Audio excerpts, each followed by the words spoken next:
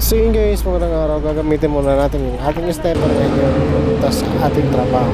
Ating start muna natin yung ating motor at papanginitin muna natin yung makina bago natin i-rev.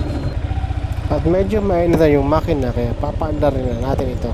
Tingin muna tayo sa kaliwa at kanan bago tayo o mabante.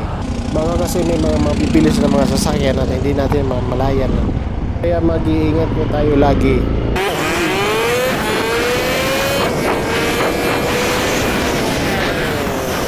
Handa lang tayo gusto sa partner na kasi nabuhay yung kalsada baka madulas yung gulong.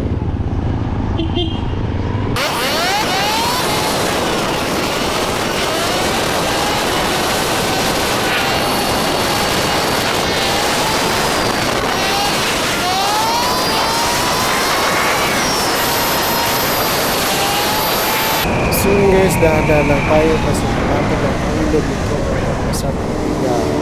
Ito yung papasok papunta sa Budiga.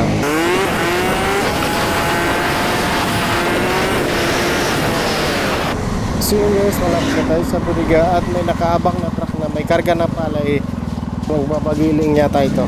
Nga nag-aantay na yung mga tao sa akin.